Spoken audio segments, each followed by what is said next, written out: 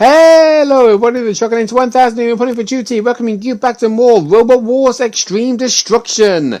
In the last episode, we showed you the mechanics of the whole roboteers that you probably might be encountering, of like the All-Stars as well as the, some random made-up robots or whatever. And you showed me making my own robot, which is Hammertron, highlighted in green.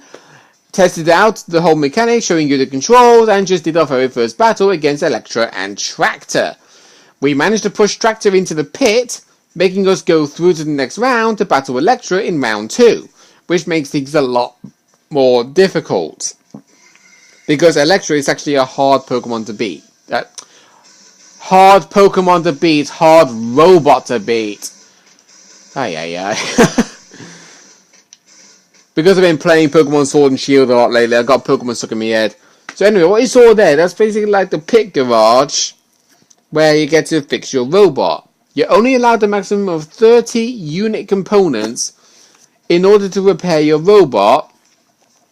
And each and every component of classics, wheels, power, whatever, has a maximum of 10 squares for each unit. And you kind of get the picture. And by the way, it actually does, this is stupid, it does the introduction of the robots every single battle when they don't actually need to do it. Right, so here we go. So the one thing I can only focus on for winning is by pushing Elektra in the pit. Because the hammer will not do a lot of damage. The flipper is basically dedicated to help flipping robots if they can't self-right. And yeah, the only thing that's actually wrong about the flipper, and this is actually another thing I actually find it kind of weird, like a glitch. When I use a robot that has a flipper and I flip the robot up, it only sends them up by 2 inches, like a little hop, and then lands back on my robot. But when the AI uses a flipper and flips me, I get sent to the ceiling, doing 5 somersaults all in one direction at a time, and then when I land, I lose control in one of my wheels. And Elektra drove himself in the pit. But yeah, that's actually true. That happens to a lot of people in Robot Wars Extreme Destruction. There is actually one thing I wish to happen, where they create a brand new Robot Wars game that follows the exact mechanics as the Robot Wars that we're focusing on right now in the present. I mean, it's not a new series that's already been released, because the new series ended about 5 months ago. But anyway, we got our next match against Dexterous. We didn't actually see either Tractor, Elektra, or Tractus in the Robot Wars list of being able to buy them. Dexterous is a round-shaped robot that has a hammering mace. It's 4-wheel drive. It can easily self-right with that mace. But of course, it's actually an easy Pokemon. I needed it again. He said Pokemon again. It's an easy robot to push, an easy robot to flip, but not an easy robot to beat. So here we go. So I'm pushing him right into Sir Killalot, and immediately he decided to intervene by attacking me. So that's what I meant by Sir Killalot in the last episode. He always interrupts a fight by charging out of the CP set. See, look at that. He was given a booking when he was attacking Dexterous when I pushed Dexterous into him. Right, so what I'm going to do now is I'm going to go to the Pit Police button while Dexterous is distracted by Sir Killalot. It didn't actually push it. Oh, now Sergeant Bash is getting in the way. Actually, that's the thing, because this is what I mean about the house robots charging in and interfering. Do not attack them, because if they go back into the CP set, they will immediately decide, oh, he attacked me, I'm going to charge right back after them. But you notice, they are always choosing to attack me. They are not choosing to attack Dexterous. And this is what I mean about you having a decision go against you. Because you get marked on style and control of being attacked by not just the robot you're competing against, but also the house robots. And when the house robots attack me, that goes against me. And there's just no way you can win if the house robot keeps attacking you all the time. So that's why I find it so annoying to actually do the house robots. So obviously I'm pushing them into the angle grinder right there. Dexterous is going to be fighting back, obviously, because otherwise it's not going to be much of a competition. Sergeant Bush is going to be coming after me again. And he's all right there. He just did a little shove and I went flying. There's been many occasions where that has actually happened to me, where I actually got launched into the pit from the house robot interfering by charging into me. You see, look at that. He's attacking Sergeant Bash, which is a huge mistake. And then he gets lifted by the steam vents right into the Killalot. And he's going right into me.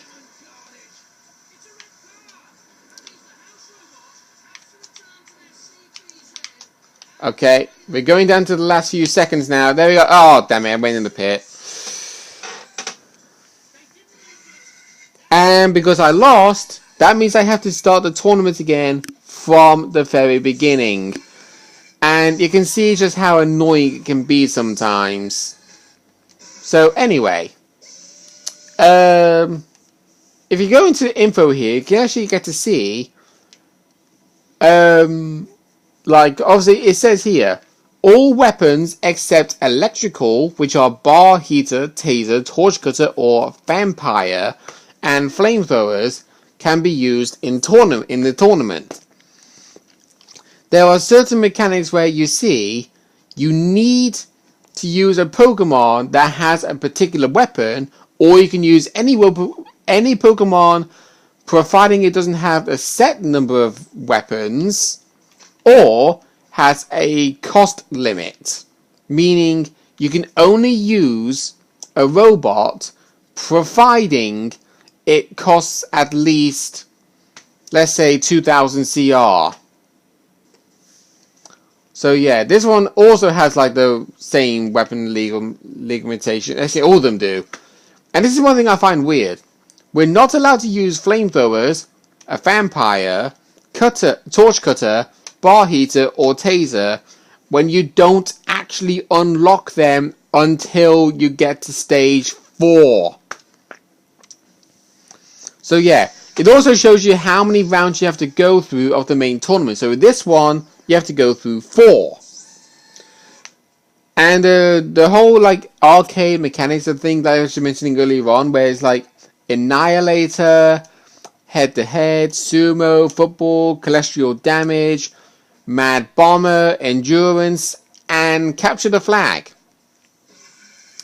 There are certain battles that you can actually get that you can't do in the arcade. In the Annihilator, you have 6 robots fighting against each other, and in the real world, they stop the fight when one robot is either knocked out by being pitted, counted out, or flipped. Or, like, out the arena, in other words. So we got flip and drill and major damage here. But, yeah, you can understand what I mean about this whole thing. Annihilator, I've already said what it goes over, but there's been many occasions where if you do the actual fight, in the story mode, there might be many occasions where you do an Annihilator of 4 robots or 5 robots. And if one robot gets knocked out, it doesn't stop the fight, restarts the robots in their usual starting position, and then start the fight again. It just carries on and on and on until all robots are not able to continue fighting. So that's basically how the Annihilator works in this game. Sumo isn't actually a battle you actually get to do in the story mode, but what it does is you have two robots sat in the middle of a circular platform, and Sergeant Bash went into the pit. Actually, there's something else I actually realised. We noticed Sergeant Bash went into the pit, but when you look inside the pit, he's not there. Meaning, they vanish from existence as soon as they're in the pit and gone. And you notice right there, it stopped play because Flippin' Drill went through the arena side wall. That's exactly what I was referring to in the last episode when I used Wheelie Big Cheese. So now I'm going to be fighting against Major Damage. So 1 repair on the classic, 10 on the armor. I mean, fiberglass is not really a strong component for armor, to be truthfully honest with you. But you see why I don't even bother with Sir Kill-A-Lot. Because of the fact that, well, he always charges in when he's not welcome, and he always sends robots through the arena side wall when they should really be classes being out by going over the arena side wall, not through the arena side wall. So immediately I'm going to focus on hitting the pit, and I'm immediately going to have Sergeant Bash come after me. And I'm going to try and level myself up to try and push Major Damage into the pit. But because of his strong drive, it might be hard for me to push him around. And, oh god, that even sent me into shunt. And, oh, Major Damage is flipped. So now I've got the chance to push him in the pit. Because sometimes, and this is actually true, when a robot is flipped, the robot charges at the robot to try and count them out. But sometimes, he charges at them too fast that he actually self-rights the robot, allowing them to continue fighting when he should have just sat there and counted them out. Which is very, very serious. And this is actually a true story. I saw a robot get flipped, the robot charged at the robot, counted down to 10, down to 0, and they went to 0, and then they decided, charge into the robot, flipped him back on his wheels, and still carried on the fight, where the robot was able to continue fighting. And I've got a hard robot to beat. I've got Dietor. And he's immediately deciding to charge after Shunt.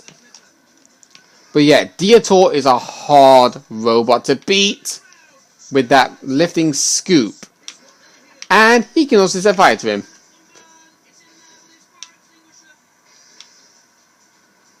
No, let the robot burn. Let the robot burn. I want to let him burn because I do not care.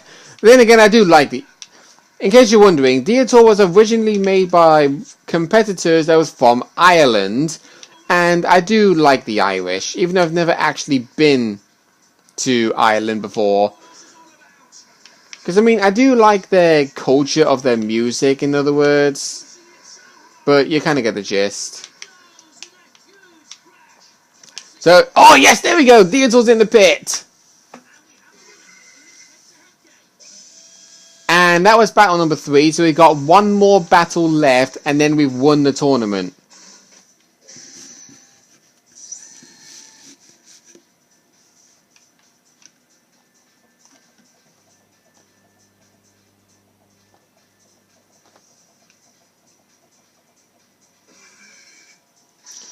Oh, we got the Nino. Oh, this is exactly what I mean. Annihilator. We got Barabbas, Bekatron, and Nino against me. So 4 robots. Oh, actually, going back to the battles I was actually mentioning earlier on. Head-to-head, as you can pretty much tell, which is basically 1 robot versus you.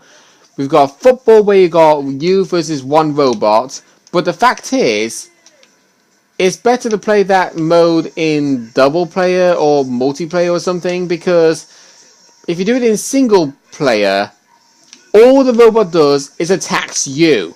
It doesn't even focus on trying to hit the ball in the net. And the net is also guarded by Sir Kill-A-Lot. And it is impossible to score past Sir Kill-A-Lot because he literally blocks the entire goal.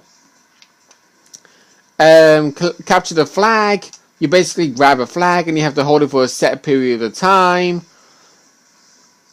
And okay, so Nino's officially out. So you saw officially there, the ref bot was counting Nino down and, well, shoved into him before going back into retreat mode.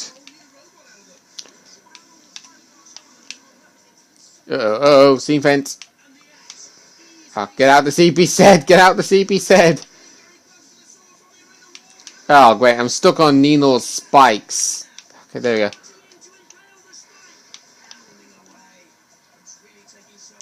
Come on, get out of there.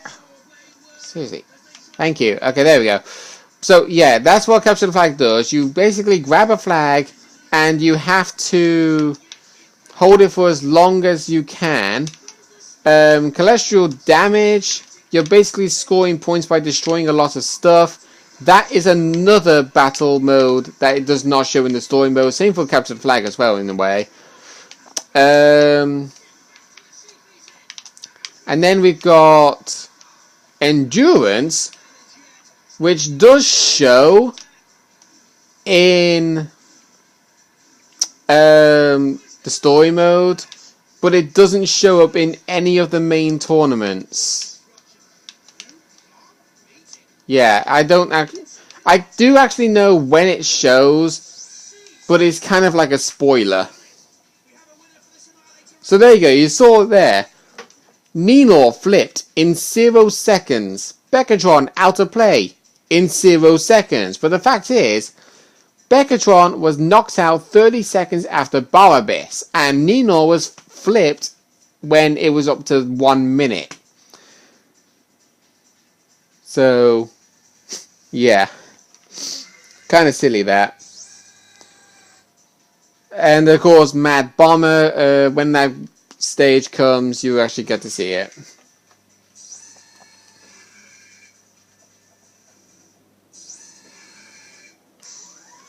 So there we go, we won that, so we managed to earn 500 CR.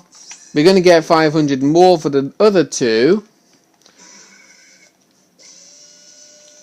And we're going to do Tube Station Tangle now. Oh, and believe me, beating one tournament does not actually unlock anything new in the Build a Robot shop. The only time you get to unlock new components is when you've actually beaten the actual stage, which is basically beating all 3 of the tournaments. Okay, very commonly you actually deal with a tournament that starts with a first round melee. And we got a new robot, Hawkeye. He moves by using tracks. And he has a flipper. Not an easy robot to flip, but it actually is a hard robot to fight against. As you can see right there, I've immediately gone on top of him. And he's holding me in place by keeping the flipper facing upright. That is basically a small flipper. And, oh god, actually managed to flip Barabas there. Shove him right into Sergeant Bash, and he gets booked for a yellow card, even though he was meant to attack Barabas, and he did so successfully. Oh god. Going underneath the flipper.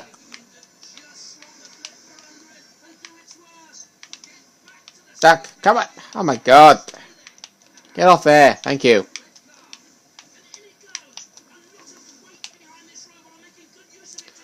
Right, we can push Barabas onto the... Oh, by the way, they actually beat a robot in this arena. This is New York, by the way. You can either beat them by the following of either pushing them onto the train tracks and have the train push them out of play, or push them up the escalator.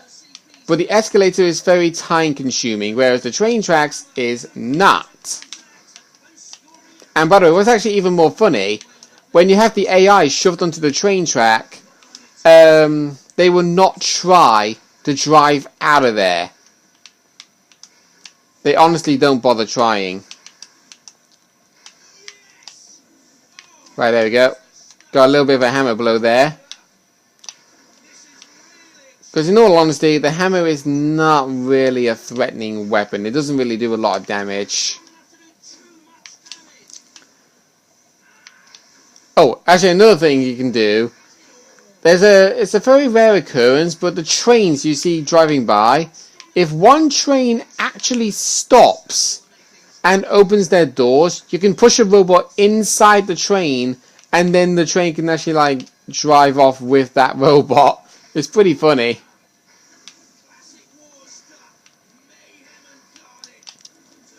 Right, come on now. We need to try and get the good pushability factor here. But these robots are really hard to push.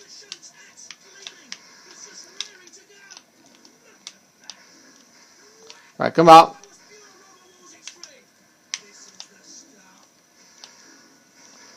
Come on. Oh, we got behind him. Okay, there you go. The train's stopping. So it's going to open up them doors. Oh, did I? Oh, I thought for a second that I lost my drive. Oh, Barabas is smoking black there. That's actually a danger threat for them. If it takes any more damage, then he could be immobilized. And it's going to go to a first ever judge's decision, and watch what's going to happen. Yeah. I got put in last place, but look at the point scheme. You can see Hawkeye scored a total of 129. Barabas scored a total of 142, and I scored a total of 75 points. Fair enough that I didn't score a lot because of damage, because I've not got a damaging weapon, but Hawkeye and Barabas, they got 100 points in damage, when all Hawkeye can do is flip a robot, where Barabas has the same weapon as me. And believe me, he actually took more damage than I did. I managed to get more control somehow, because usually when it's style and control, I never ever get points in style and control. It's always either damage or aggression. But yeah, the judges were right on that decision, because I wasn't really that aggressive and I wasn't really dealing a lot of damage. But I was in control a bit, but not by a lot. But anyway, that's basically all we've got time for. We all hope to try and beat that tournament again next time. This game can be a little bit time consuming, but if you have the patience, it can be really fun to play. So this might be a long LP, you never know. But all I can say is it is a fun game. I would highly recommend you playing it if you actually fancied games like this. But if you don't, then that's perfectly fine, because it's your opinion, not mine. So next time on RoboWars Extreme Destruction, we're going to get our rematch in that first round melee. See you guys then.